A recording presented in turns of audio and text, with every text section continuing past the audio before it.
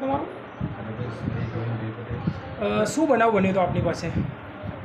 બનાવવામાં તો શું ઘરે છે નીકળ્યો હતો બેંક ક્રેડિટ બેંક કરી આપણે ખેરાવ ત્યાં સુધી બેંકમાં લોકરમાં જઈએ દાગીના દીધા દોઢ લાખ રૂપિયા રોકડા હતા.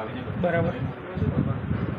લઈને આવ્યો એ ટાઈમમાં બનાવ બન્યો છે. અંદાજ કેટલા વાગ્યા હશે? લગભગ 2 વાગ્યા સવા 2 કોણ કોણ આવ્યું હતું? 2 છોકરા હતા. બરોબર. એના મોઢે રૂમાલ બાંધ્યો હતો અને બોલતા હતા છોડ દે મારું આ બેગ છે ને મારા પટ્ટા કાપી નાખ્યા. બેગ પછી હાથેથી પકડી રાખ્યું અને મને કે છોડ દે એટલી બૂમો પાડી અને પછી એને ચપ્પુ મારી અને સીધું એને પાડીને જ બાઈક આમ રાખ્યું હતું. એ પછી પાછળ ઉઠી ગયો ને એને ઉતરી ગયો પહેલાં બાઈક પાડી દીધો અને સીધો આમ નીકળી ગયો એની પાછળ ગયો અને દવાખાને જઈને પછી ઊભો થઈ ગયો. ત્યાં બૂમ પાડી તો પાડતો છે ત્યાં ગયો. તમે પોલીસ ફરિયાદ કરી? નીકળી ગયા. મારે તો આંખમાં મરચું નાખ્યું હતું ને હું કહ્યું ને કે આંખો બંધ કરીને 2 બાઇક ચલાવ્યું હતું. એટલે આંખમાં મરચું નાખી અને તમારા ભાઈ પાસેથી પડાઈ ગયા છે? હા, આંખમાં મરચું નાખ્યું. ઓકે. કઈ બેંક હતી? હા, બેંકનું નામ શું હતું? બેંક ક્રેડિટ નાગરિક ક્રેડિટ. ખેરવા ક્રેડિટ. આ જાતે છરી મારી એવું પોલીસનું કહેવું છે. આવું કેમ કરવું પડ્યું તમારે? એટલે આમાં સુધી મારી દીકરો જેની વહુ છે એના દાગીના આજથી લગભગ 4 વર્ષ પહેલાં મેં વેચી નાખ્યા હતા અને હવે કેનેડાથી હમણાં 2-3 મહિનામાં આવવાની છે.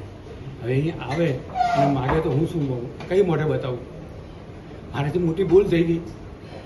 એને પૂછ્યા વગર મેં દાગીના બિચારી વેચી નાખ્યા અને અહીં આવે તો હું કઈ રીતે એને બતાવું? એટલે મારા પાસે બીજો કોઈ ઉપાય જ નહોતો. એમની પણ આપણો જીવ પણ જઈ શકતો હતો. મારો જીવ એમ સાહેબ કે થોડુંક એમ મને થોડીક મારીશ લોહી નીકળશે પણ આનું થોડીક વધારે વાગી ગઈ.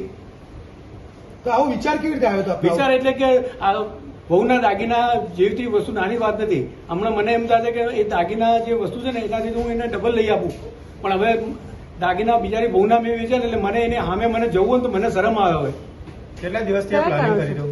પ્લાનિંગ તો કરી દઉં. આ લગભગ 1 મહિનાથી મને એમ થતું કે બહુ આવે છે તો હું કયા મોઢે એને બતાવીશ? દાગીના તો મેં આખા 4 વર્ષ પહેલા વેચી નાખ્યા છે.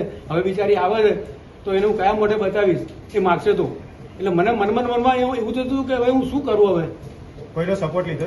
કોઈનો મને મારા ઘર મને જ ખબર, બીજા કોઈને ખબર નહીં. આઈડિયા એટલે આ સાહેબ મારી ઉના દાગીના કે નાની સુની વાત ના કહેવાય. બરોબર. હમણાં બીજું હોય તો હું કંઈ ના કરું. મારા પૈસા કદાચ થોડા ઘણા ક્યાં પડી ગયા હોય, ખાઈ ગયા હોય તો મને કાંઈ ના થાય પણ બહુના દાગીના હતા. હવે આવે દાગીના આપનો જીવ જતો રહ્યો તો આટલું જોખમ લેવા? મને સાહેબ મારો જીવ જતો રહ્યો તો મને વાંધો નહીં. મારી બહુના દાગીના છે ને એ મેન મહત્વનું હતું. આપની વહુ જે પુત્રવધુ જે ટોર્ચર કરતા હતા આપની ઉપર? ના, બિલકુલ નહીં, જરા કે નહીં. મારી વહુ ને મારો દીકરો એકદમ ભગવાન જેવા છે.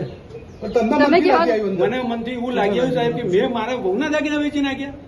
તમારે આવશે દેવું થઈ ગયું તેવું? મારા દેવું કોઈ નહીં બેન. મને હું એકદમ ખાનદાન કુટુંબમાં છું. મને સુખી પરિવાર છે અને કોઈ ટેન્શન નથી બેન. એકદમ મસ્ત છું. પણ મારે આટલું જ મારું કે સારું દાગીના મારા વેચાઈ ગયા મને હું કેવી રીતે હવે એની સામે આંખ મેળવી શકીશ? બસ બીજું કાંઈ નહીં મારે.